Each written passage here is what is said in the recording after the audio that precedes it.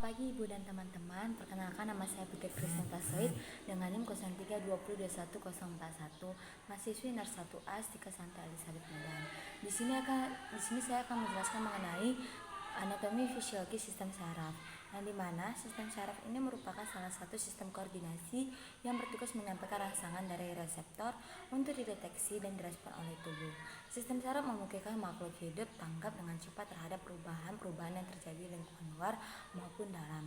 Sistem saraf terdiri dari jutaan sel saraf neuron. Adapun fungsi sel saraf yaitu untuk mengirimkan pesan atau impuls yang berupa rangsang atau tangkapan. Secara umum sistem saraf dibedakan menjadi dua, yaitu sistem saraf pusat dan sistem saraf tepi, yang dimana pada sistem saraf pusat terdiri dari otak dan medula spinalis yang dilindungi oleh tulang kranium dan kanal vertebral sistem saraf pusat. Yang pertama adapun otak, yang merupakan alat tubuh yang sangat penting dan sebagai pusat pengatur dari segala kegiatan manusia, di mana otak terletak di dalam rongga tengkorak. Otak manusia mencapai 2% dari keseluruhan berat badan, mengkonsumsi 25% oksigen dan menerima 1,5% curah jantung. Di mana bagian utama otak adalah otak besar atau cerebrum dan otak kecil atau cerebellum dan batang otak. Pada otak besar atau cerebrum merupakan pusat pengendali kegiatan tubuh yang disadari, yaitu berpikir, berbicara, melihat, bergerak, mengingat, dan mendengar. Yang dimana otak besar dibagi menjadi dua belahan, yaitu belahan kanan dan belahan kiri, yang masing-masing belahan pada otak disebut hemisfer. Pada otak kecil atau cerebellum, yang dimana terletak di bagian belakang otak, tepatnya di bawah otak besar.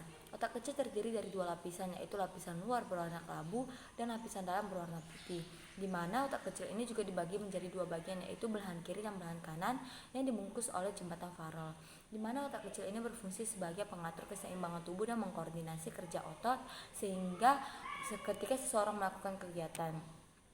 Lalu adapun batang otak yang merupakan sebutan untuk kesatuan dari tiga struktur, yaitu medula oblongata, pons, dan mesencephalon atau otak tengah, yang dimana pada medula oblongata yang merupakan sumsum lanjutan atau sumsum penghubung terbagi menjadi dua lapisan, yaitu lapisan dalam dan luar berwarna kelabu karena banyak mengandung neuron.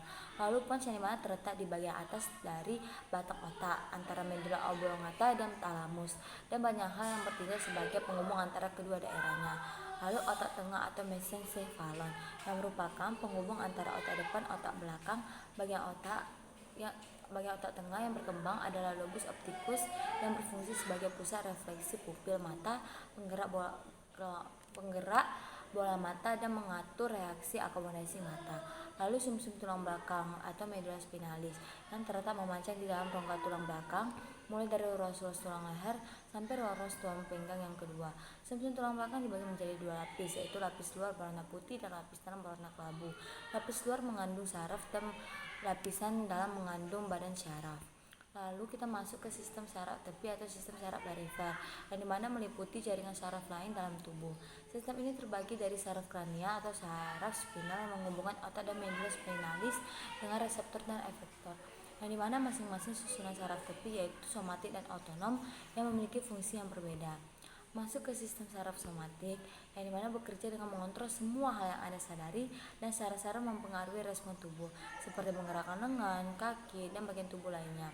Saraf kranial, yang dimana saraf ini terdiri dari 12 fase yang muncul dari berbagai bagian batang otak. Beberapa saraf kranial tersusun dari serabut sensorik tetapi sebagian besar tersusun dari serabut sensorik dan serabut motorik. Saraf kranial ini terdiri dari beberapa saraf berikut. Yang pertama adalah saraf olfaktorius yang merupakan saraf sensorik, yang dimana saraf ini berasal dari epitelium olfaktori mukosa nasal. Lalu yang kedua adalah saraf optik yang merupakan saraf sensorik. Impuls dari batang dan kerucut retina di bawah badan sel akson yang membentuk saraf optik. Lalu saraf oculomotorius yang merupakan saraf gabungan tetapi sebagian besar terdiri dari saraf motorik. Lalu saraf trakea, yang mana saraf gabungan tetapi sebagian besar terdiri dari saraf motorik dan merupakan saraf terkecil dalam saraf kranial. Lalu yang kelima adalah saraf trigeminal, yang dimana saraf kranial terbesar yang merupakan saraf gabungan tetapi sebagian besar terdiri dari saraf sensorik. Lalu yang keenam saraf abducer yang merupakan saraf gabungan tetapi sebagian besar terdiri dari saraf motorik. Lalu yang ketujuh saraf facial yang merupakan saraf gabungan. Kedelapan adalah saraf bulococlearis yang hanya terdiri dari saraf sensori dan memiliki 2 divisi. Lalu yang ke-9 saraf glossopharyngeal yang merupakan saraf gabungan. Lalu yang ke-10 saraf vagus yang merupakan saraf gabungan.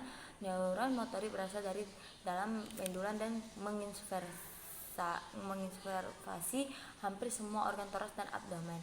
Lalu saraf aksesoris spinal yang merupakan saraf gabungan tetapi sebagian besar terdiri dari serabut motorik. Lalu yang ke-12 saraf hipoglossal yang merupakan termasuk saraf gabungan tetapi sebagian besar terdiri dari saraf motorik.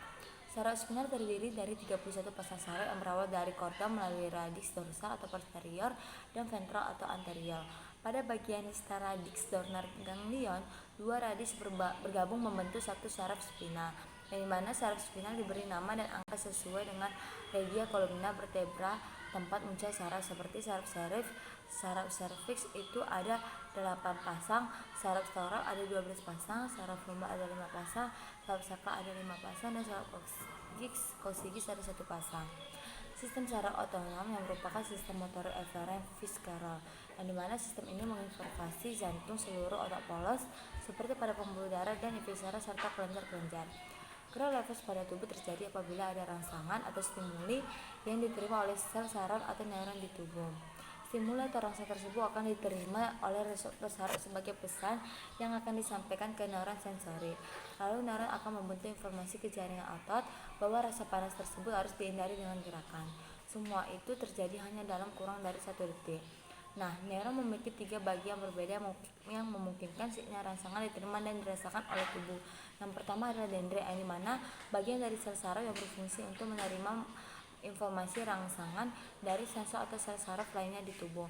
Lalu yang kedua akson, yang dari dendrit informasi tersebut akan dipindahkan ke akson.